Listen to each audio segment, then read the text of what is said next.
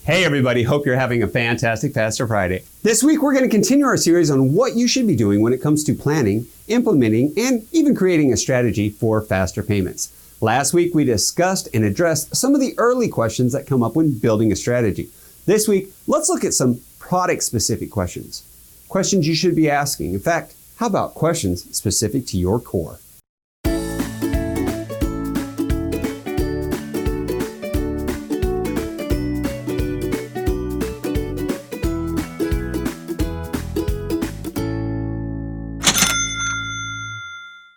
We all know the core is central to all of an institution's functionality. That's why it's called the core. Well, when it comes to faster payments and implementing a solution, creating a strategy on top of that, what should you be considering? Question 1. Does your core deposit system offer real-time hard or soft posting with immediate funds availability? That's really one of the key things with real-time payments is the fact that it's the speed and the guarantee of funds being made available on the receiving side and how this will be done. If you don't have a hard or soft posting option and you're in a batch mode, well, how frequent are batches updated and how will you be able to meet those real-time payment posting requirements?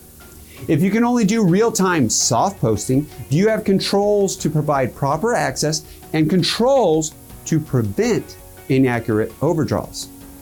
Hey, here's another question. What are your options to initiate the transfer or the movement of the money from within your core? Or to put it simply, how the heck will RTP talk directly to the core? Some core vendors are saying that this can only be done with their solution. Same thing many said when RDC came out, that only RDC would work with their solution. This simply is not true. Well, not always true, but, and it is a big but, the chosen solution must have a way of interacting with the core. How do external systems interface then with your core? As in what will be the necessary method of communication with the core. And communication is going to be key here. And how's that communication going to take place? Well, that's going to lead us to what's the interface type and what's the messaging format that's being used by that interface itself. This could mean that you need new interfaces. If you do, then what are those new interfaces? Which also makes me wonder, have you identified all the systems that must be available 24/7 in order to support your core in the mandatory real-time payment requirements or your chosen solutions requirements? Another really big important question.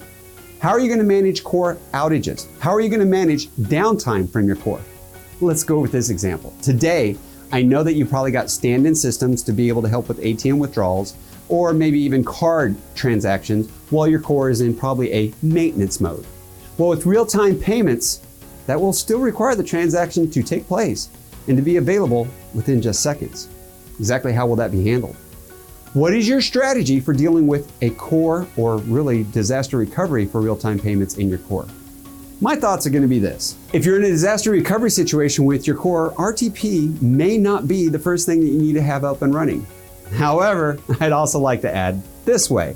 In a disaster recovery mode, RTP may in fact be the first solution you want to have up and available to your account holders. I can speak from some experience and conversations with friends of mine. I know that with the fires in California and the hurricane here in Florida last year, that the making of funds to local account holders actually was a very high priority, especially for some of my credit union friends. And I gotta say too, they did an outstanding job of being able to handle that one and work with their account holders. All right, that's enough for today. We focused heavily on the core. In the next few videos, we're gonna keep asking or looking at what are those questions that you need to be answering. I'll give you some of my feedback too. When it comes to looking for a solution provider, making sure you've got everything in place for implementing a faster payment solution. And at the end of this, because I've gotten a lot of feedback, I've created a top 10 that we'll put together to finish out the series.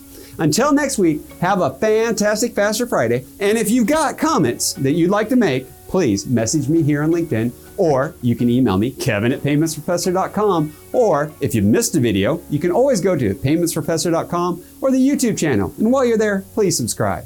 Until next week, have a fantastic Faster Friday.